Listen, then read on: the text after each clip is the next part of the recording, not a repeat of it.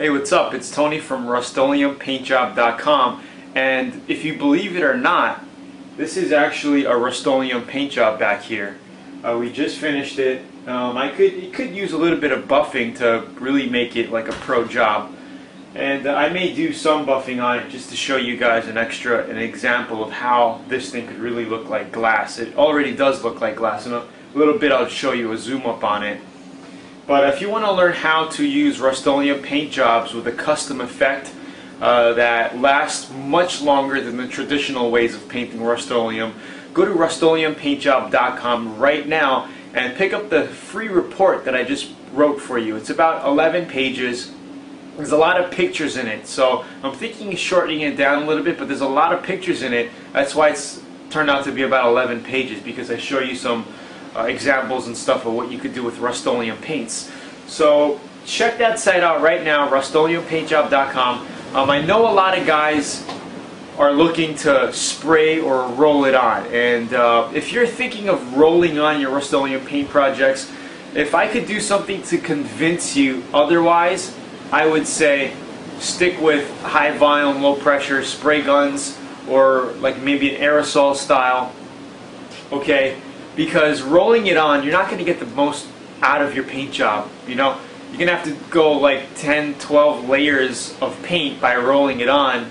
You're going to have to thin down your paints a lot, because you're going to have to deal with paint bubbles when you're painting it out. When you're rolling it with your roller, you're going to have air bubbles trapped in with your roller. This is why you have to make your paints a lot thinner when rolling. So I really don't suggest rolling on your Rustoleum paint. You know what I mean? It's not the best, and you're not going to get the best finishes out of it. So if I could convince you otherwise, like I said, high volume, low pressure spray guns. I show you the step-by-step ways of how to get professional finishes just like this right here. And using the secret Rustoleum paint blend. Now this is about 90% Rustoleum here. Let's take a closer look. So we do have a little bit of orange peel, but if you take a look at the gloss here, it's just unbelievable. Alright, here we have an imperfection. It's just an area where I didn't bother bondoing. It was just a mold of the plastic when these shrouds were made. I just left it original. But if we take a look, you could see the glitter. That's all glitter in the paint job here. So there's also gold pearl in here. When we take this out in the sun in another video, I'll show you how this thing looks. But it's really an amazing paint job. We also got the flames over here. It's a tractor project that we just completed. We're going to put it all back together now, and it's unbelievable. Okay, and this is 90% Rustoleum paints. The flames were done with aerosol cans, right? And I show you exactly how to do this type of customization if you want to.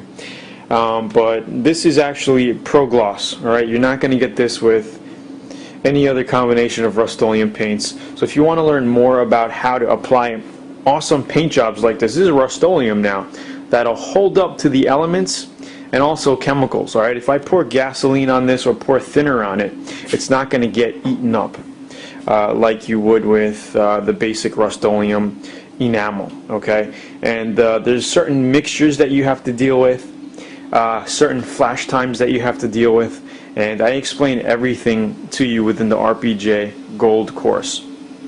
Alright, so go to RustoleumPaintJob.com right now. Get the 11-page report that I wrote for you. I may be shortening it down to about 8 or 9 pages, but there's a lot of pictures in it. So check it out right now, and I'll see you at RustoleumPaintJob.com. Thanks. Bye-bye.